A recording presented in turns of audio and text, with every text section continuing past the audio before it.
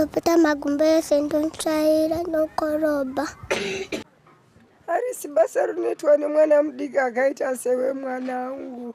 Sichanaka hazvo, Mwari dai andikomborera ndapora.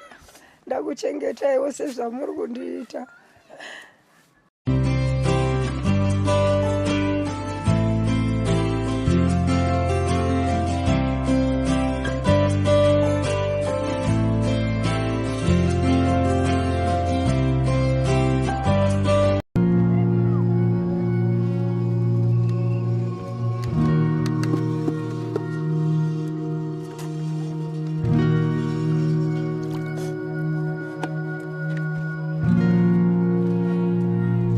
Esther lives with her mother and baby sister Tino in what is barely more than a tent.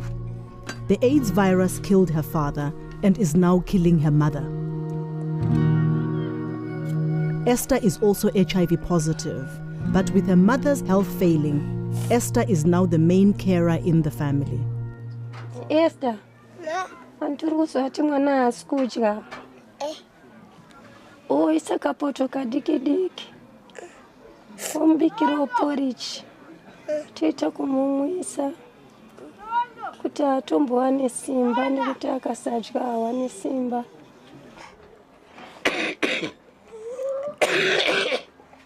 Mazuva atomborara asisina kudya. Ndokurwara nemutsipa plus nzeve dzangu hadzinzwi. Ndinotya ndogona kuti mama angu agona kusara wega neni ndikufa. Kuti mama angu agona kusara wega naTino.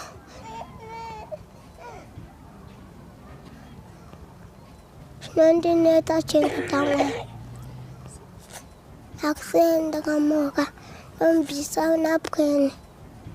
Ndopeta magumbeze ndontsvaira nokoroba.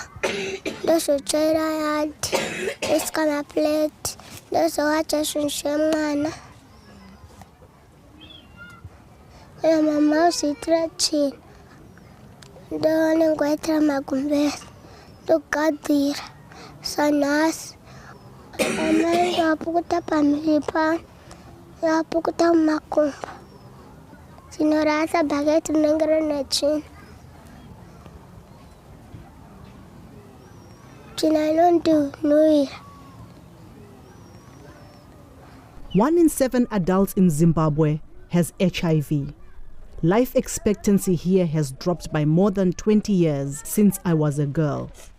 It's now one of the lowest in the world.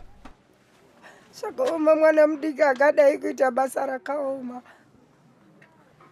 Harisi basa rinoitwa nemwana mudiki akaita sewe mwana wangu. Sichanaka hazvo, Mwari dai andikomborera ndapora. Ndakuchengetaiwo sezvamuri kundiita.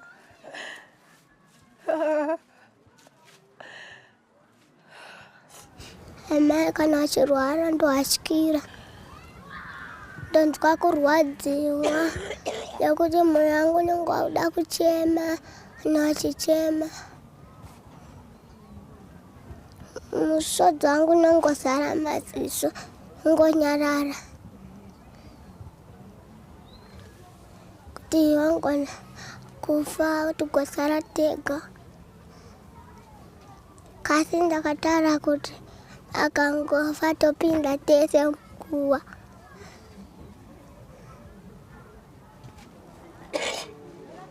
The burden of caring sits heavy on Esther's tiny shoulders. So I'm surprised to learn that she has a teenage sister. Yvette is 16, but abandoned the family for a life on the streets. Ndikusiwasiswa lati ifitauya arapise mama ndisa kuchipatara ndibatsiraita basa.